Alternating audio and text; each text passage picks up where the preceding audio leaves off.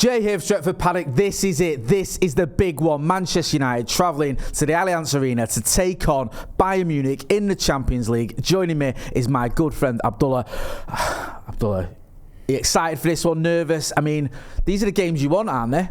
United versus Bayern. Yeah, it is. It just feels like it's come at the worst time possible, but could be best time depending on how these guys react.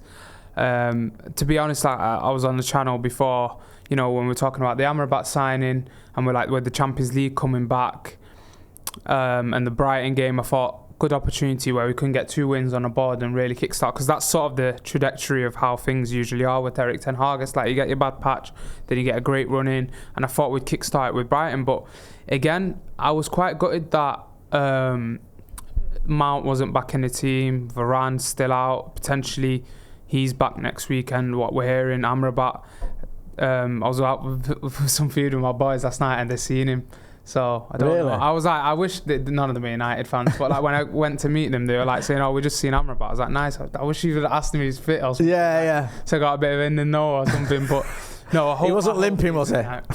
Well, you never know, innit? All of them are limping these. I don't know what's going on. I know they are dropping like flies. I mean, we're back in the Champions League. I mean, we've had a sort of a little wait for this, haven't we? Yeah. Do you think that can be a little bit of a motivating factor? Because I know it's a Champions League game where you're playing against Bayern Munich, but they're always in the Champions League. United players should be like, you know what? These are the games you want. You want to be in the Champions League. You want to be playing against the biggest teams in the world. And Bayern Munich are that at a stadium like the Allianz Arena. This is what we should be up for. No, it's exactly that. And I think if you can't get up for this game, and if you can't be on it, and if you can't go that extra mile and put every bit that you have out there on the pitch, then you shouldn't be playing for this Manchester United side. And I know it's the cliche thing every time, it's Man United, blah blah blah, but again, like when it comes to the big stage, like you've got to carry the name in these type of games. I feel like you see that almost the big team heritage step into the Champions League nights. You see it with how many times Real Madrid come back, like as annoying as it is, Liverpool over like the years, like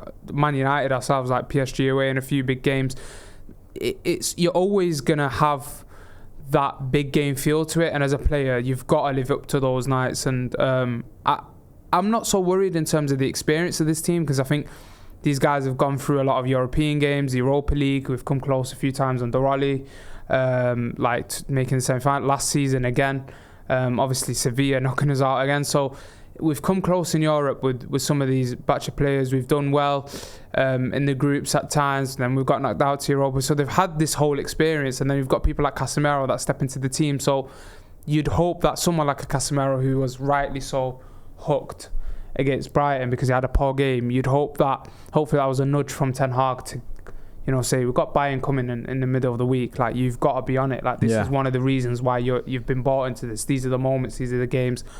And with the injuries and people coming back and the whole right wing fiasco with every one of our right wingers deciding to do something, we just need to sort of get that win with a game like Bayern, and really kickstart the season, because guys are coming back into this team like a Mount, like an Amrabat and a Varane, and for me they all start with the way that everyone's been playing since Mount's been out and Varane's been out and Amrabat's not even coming to the team yet. So yeah, we've really got to turn things around.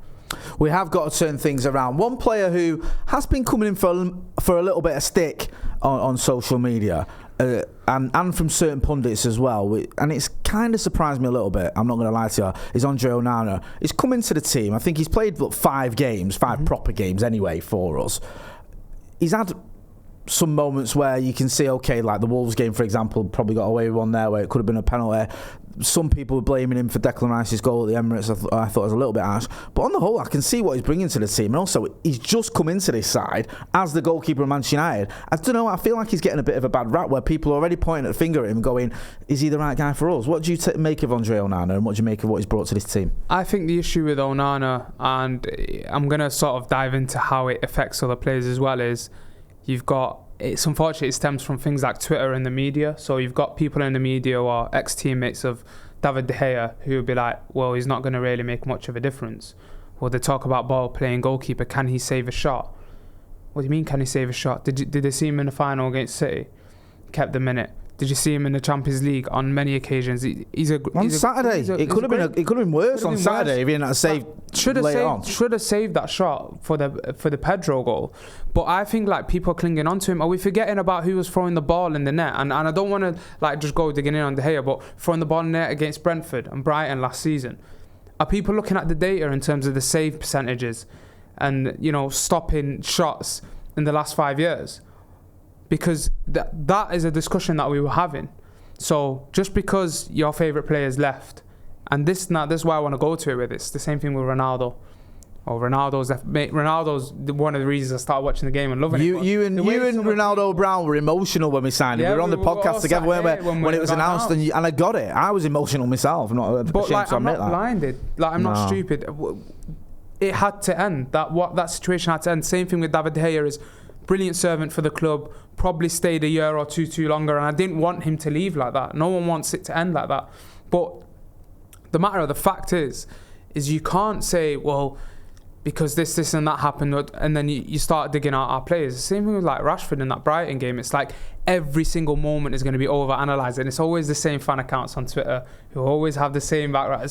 And I don't want to dive into it because, like, listen, we're here to talk about football. We like analysing the game. We don't want to dive into that world of it because everyone already sees it and everyone's sick of it on YouTube. But it's the punditry, it's the connections and the people.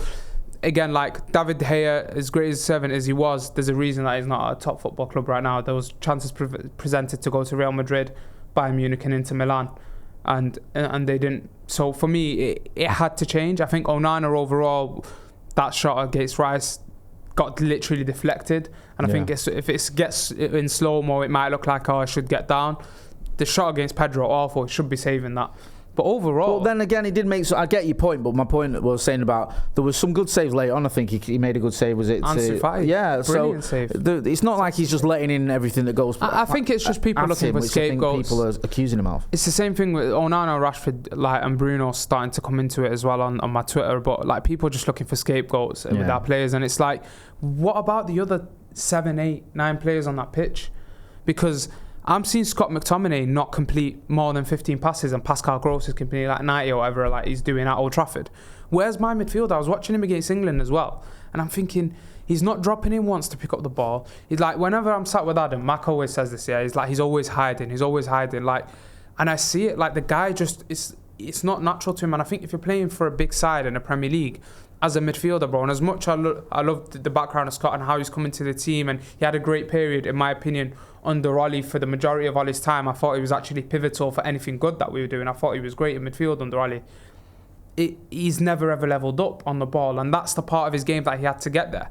There's other guys that need to be spoken about. Lissandro, love him, dives in for that Pascal Gross goal. Again, I think we've just rushed him in way too quick. Had a big injury. Played a massive pre-season on them pitches in America, and when you speak to people in and around players and things like that, they're talking about the amount of players that were catching niggles and stuff like that over there on them rubber pitches in America.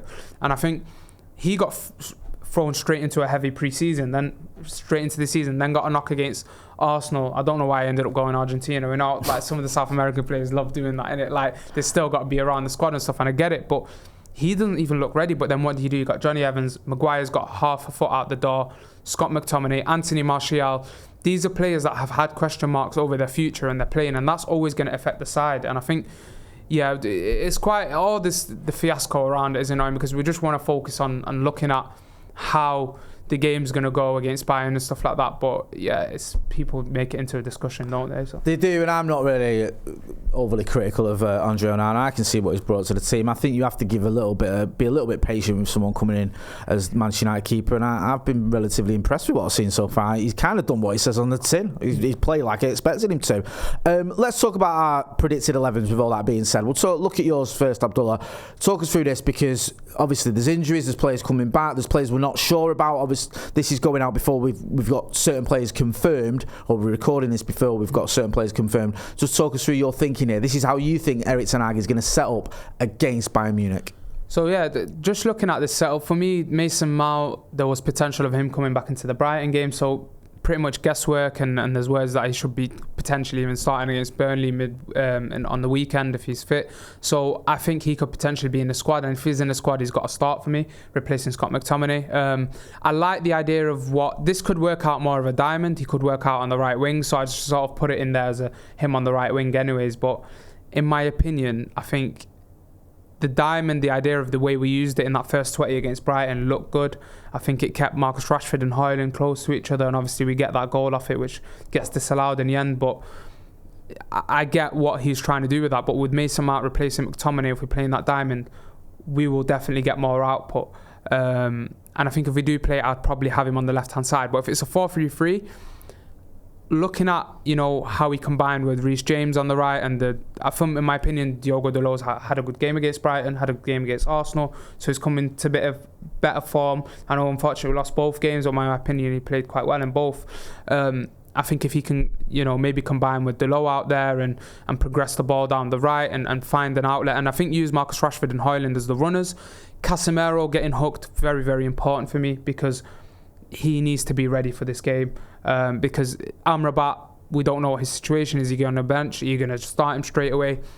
I think Eriksen and Casemiro have got to put in a crazy shift in that midfield. We're going to get onto how Bayern have very, very, very similar problems in their midfield and how empty it is. I watched them on Friday night, so that's going to play a big part, but we'll get into that later. And as for the back four, I've gone for the same back four as much as I don't want to, because there isn't an option. Like, it's Harry Maguire or Johnny Evans. Like I said, you don't know what you're going to get with either of them. Like, Evans is basically like just an experienced head who's meant to be like the sixth option.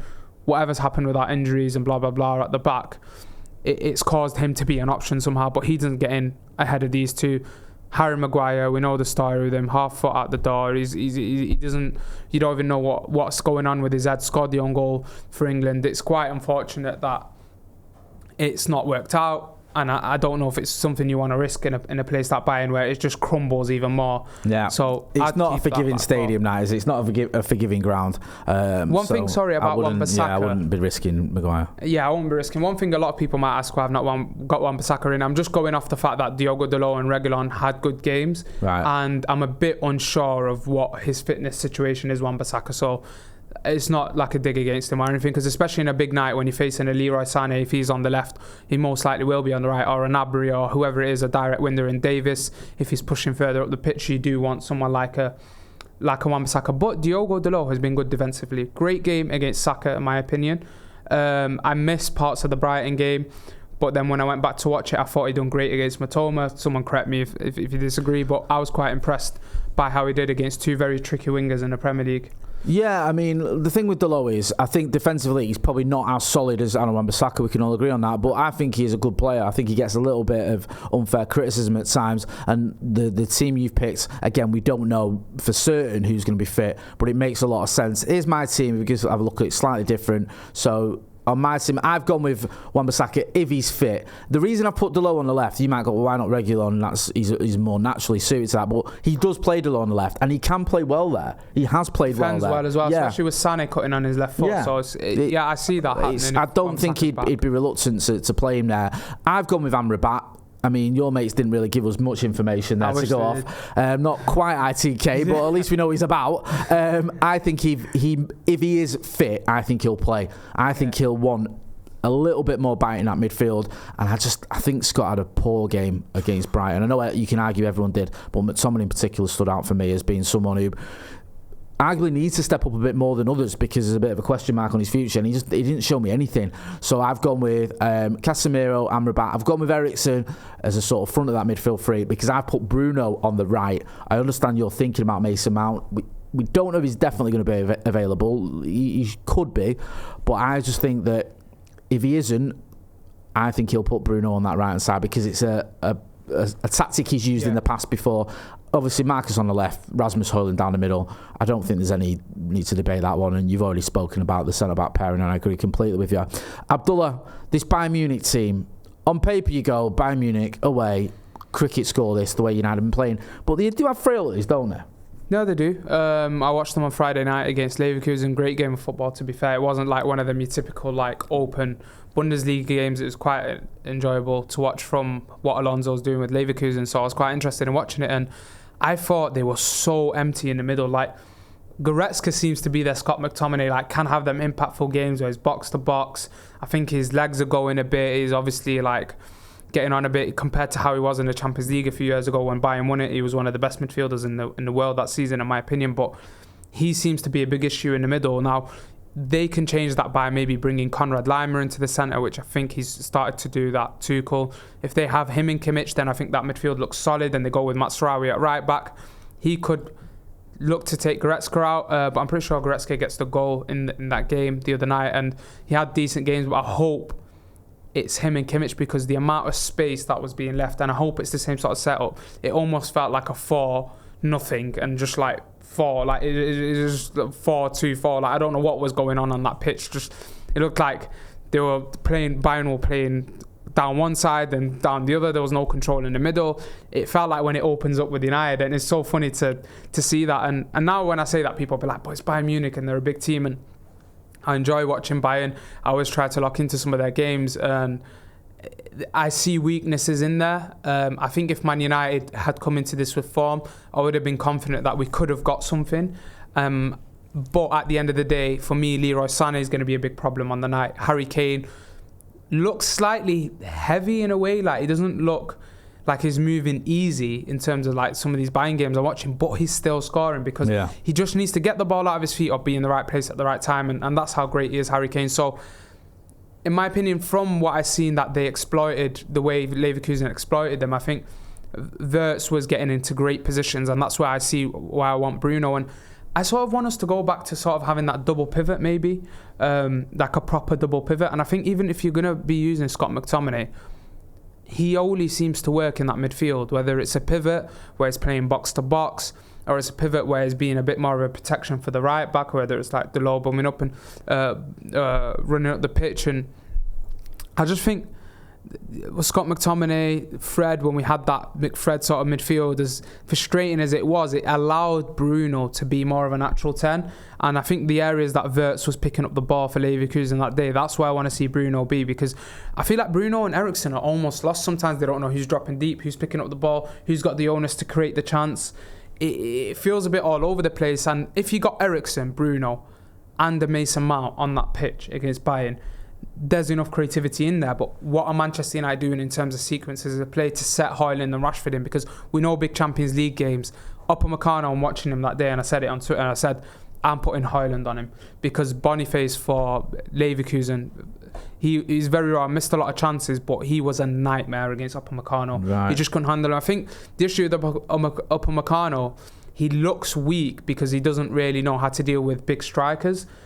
Because like if you look at Luke Shaw against Haaland when we beat City 2-1 at Old Trafford. Old Trafford, yeah. He had to face a Haaland, but he I know Haaland as great as he is, he almost outsmarted him that night because he didn't get into certain duels or knew when to drop off. Same thing with Varane when he come up against him, because Varane isn't exactly like the bully type of defender. It's more outsmarting them. And I think Upamecano struggles with that a lot. And I think even that's why when we played Rashford against him, Rashford again not considered a physical like forward where he's like throwing guys about and everything, bullied him basically. Do you think Højlund then can get a bit of joy against Upamecano? Yeah, because Højlund's a physical striker, isn't he? It's exactly that. So I think his physical, he can hold the ball down. We've seen with that flick on, unfortunately, when Garnacho's goal got chalked off as well. He's got that moment where he can flick it on quickly. He can drag guys about.